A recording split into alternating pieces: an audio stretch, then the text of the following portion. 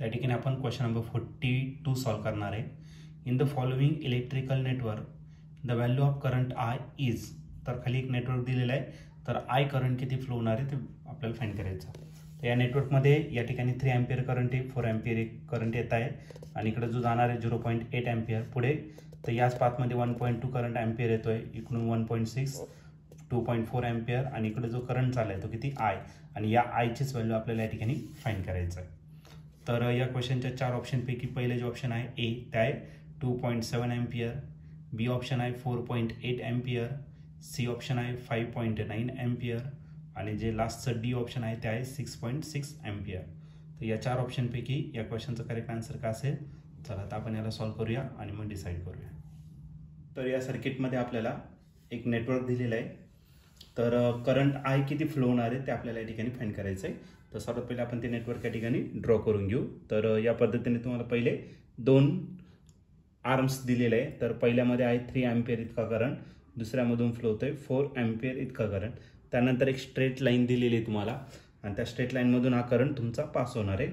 या पॉईंटला आल्यानंतर एक करंट याच्यातून पास होतोय आणि तो आहे किती, तर 0.8 अँपियर इतका दिलेला आहे. ओके, त्याच्या खालच्या एका पॉईंटला परत एक करंट येतोय आणि तो जो आहे तो आहे 1.2 अँपियर इतका. त्यानंतर नेक्स्ट पॉईंट जो दिलेला आहे तिथं करंट येतोय आणि तो दिलेला आहे किती, 1.6 अँपियर 1.6 अँपियर.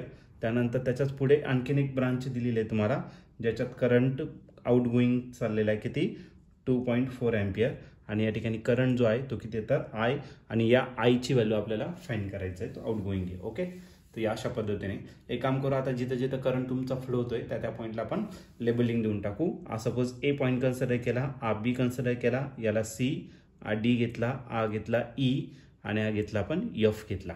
ओके, आता या ठिकाणी आपण यूज करणार आहे KCL, किर्चॉफ्स करंट लॉ या ठिकाणी आपण यूज करणार बाय युजिंग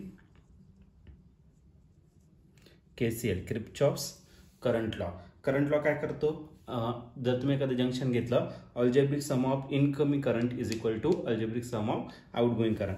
मग आता आपण कुठे घेणार, जंक्शन ए ला घेणार, ॲट जंक्शन ए.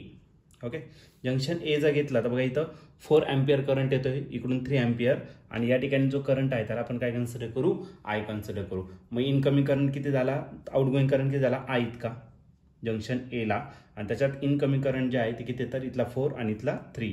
मग दोन्ही अँप करंटचे काय करावं लागेल आपल्याला, ॲडिशन. 4 + 3 काय झाला, 7.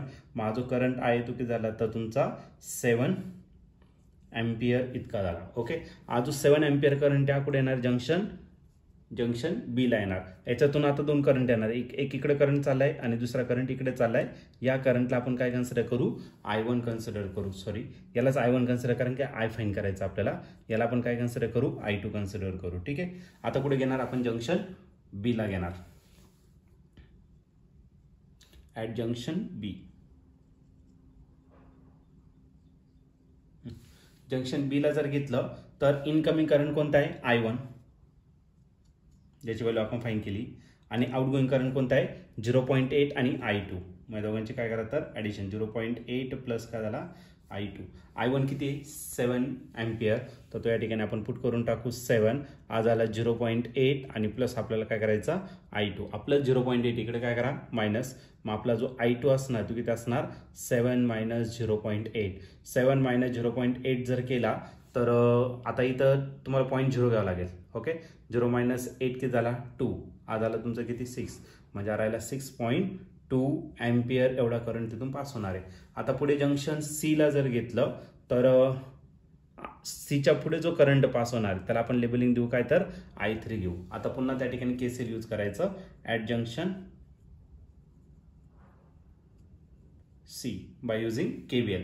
मग इनकमिंग करंट कोणता आहे, तर इनकमिंग करंट I2 आहे आणि इकडं 1.2 आहे. मग I2 + 1.2 आणि आउटगोइंग करंट कोणता राहिला, तर फक्त I3 राहिला. ओके, तो आपण या ठिकाणी राईट केला. I2 ची व्हॅल्यू किती आहे, 6.2 प्लस हा 1.2 इज इक्वल टू काय राहिला आपला, I3. ओके, तर या दोन्ही करंटची काय करा, ॲडिशन करा. मग I3 भेटेल आपल्याला किती, तर 2 + 2 किती झाला, 4. 6 + 1 किती झाला, 7. माझा झाला 7.4 अँपियर I3 करंट पास होणार. ओके, त्याच्या पुढे जर गेला तर हा करंट I3 आणि इकडून काही करंट येतोय तो करंट पुढे पास होणार आहे. ओके, मग त्याला आपण काय कन्सिडर करू, I4 कन्सिडर करू. ओके, मग आता कोणता जंक्शन घ्यायचा, डी जंक्शन घ्यायचा. At junction D. Okay, incoming current कोणता आहे, I3 आणि 1.6 तो घेऊन टाका, I3 प्लस 1.6 आणि आउटगोईंग कोणता झाला तर आउटगोईंग फक्त I4 झाला. I3 ची व्हॅल्यू किती आहे 7.4 आणि plus 1.6 is equal to I4. मग आपल्याला I4 फाइंड करायचा आहे. 6 प्लस 4 किती झाला 10, कॅरी 1, 7 प्लस 1 8, 8 प्लस 1 9, मग 9.0 एम्पियर म्हणजेच 9 एम्पियर करंट I4 झाला. ओके, I4 करंट येतोय आणि त्याच्यातून चालला 2.4 आणि इकडे जो करंट पास होणार आहे तो किती Iच असेल. ओके, हा एकच ब्रांच आहे. ओके, जरी इथं F असेल पॉईंट पण तो एकच करंट चाललेला आहे. मग आता परत कोणत्या जंक्शनला घेऊन टाकू आपण, ई जंक्शनला घेऊन टाकू. ॲट जंक्शन ई, या F दिलं नाही तरी चालेल, काही अडचण नाही आहे. ओके, मग इनकमिंग करंट कोणता आहे तर इनकमिंग करंट फक्त I4 आहे, पण आउटगोईंग जर घेतला तर आउटगोईंग 2.4 आहे आणि हा I 2.4 प्लस I4 किती आहे, I4 आहे तुमचा 9, हा प्लस इकडे काय करा मायनस करा 2.4 इज इक्वल टू काय आला I. आता 9 मधून 2.4 मायनस करायचा, मग एक काम करा इथे 0 घ्या, 0 मायनस 4 किती झाला 6 झाला, हा झाला किती 8, 8 मायनस 2 6, मग आपला जो करंट आहे तो किती असणार 6.6 एम्पियर. मग जो करंट I फ्लो होणार आहे तो किती असणार 6.6 एम्पियर. आणि या ठिकाणी ऑप्शन जर बघितलं तर ऑप्शन नंबर डी आपला या ठिकाणी करेक्टली मॅच होतोय. मग या क्वेश्चनचा आन्सर ऑप्शन डी असणार, म्हणजे करंट I इज 6.6 एम्पियर.